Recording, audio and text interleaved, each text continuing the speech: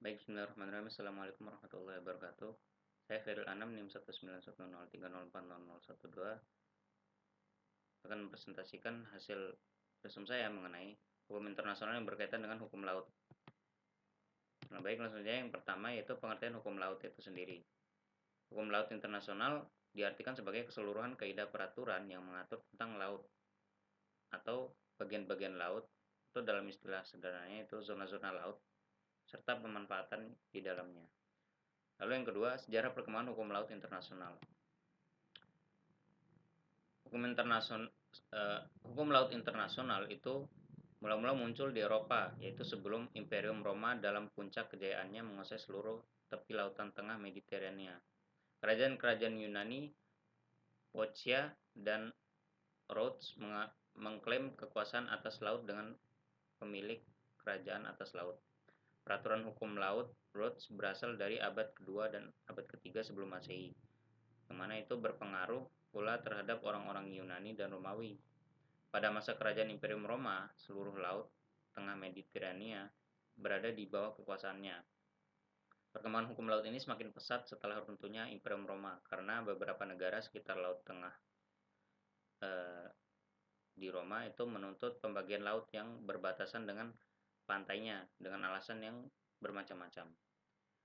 Masyarakat internasional menyadari bahwa untuk mengantisipasi berbagai masalah yang berkenaan dengan laut, tidaklah cukup diatur dengan konsepsi konferensi Den Haag yang diadakan pada tahun 1930, yang mana saat itu diprakarsai oleh Liga Bangsa-Bangsa atau LBB.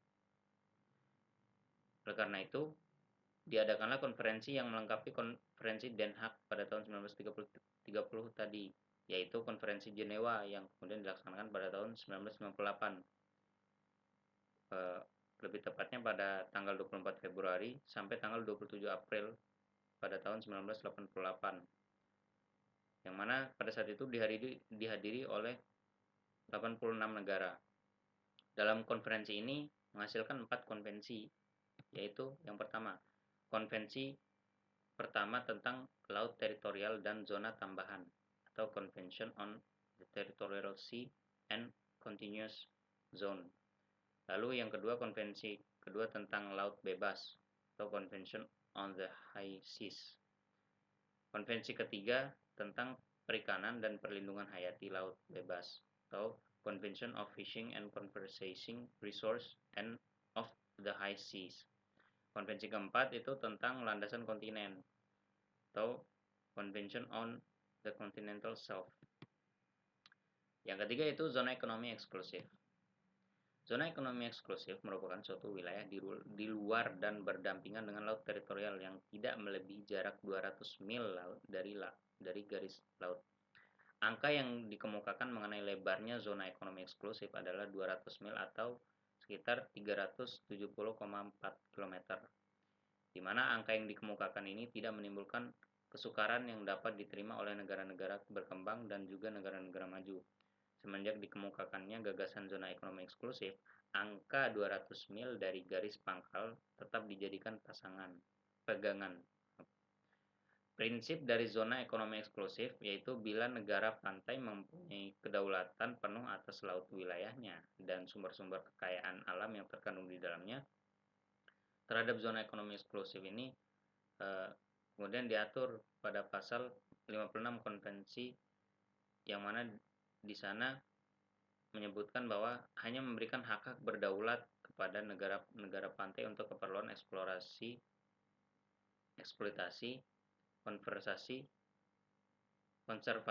dan pengelolaan sumber kekayaan alam, baik hayati maupun non-hayati, di mana dari perairan di atas dasar laut dan dari dasar laut, serta tanah di bawahnya, dan berkenaan dengan kegiatan lain untuk keperluan eksplorasi ekonomi zona tersebut, seperti produksi dari air, arus, dan angin.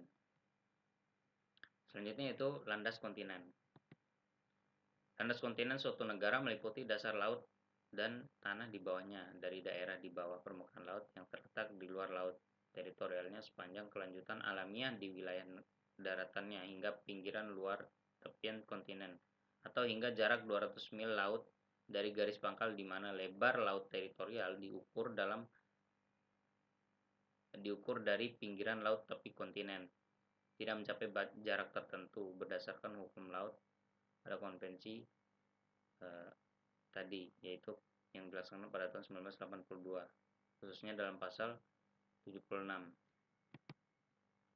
Sekian dan terima kasih atas perhatiannya, semoga bermanfaat. Assalamualaikum warahmatullahi wabarakatuh.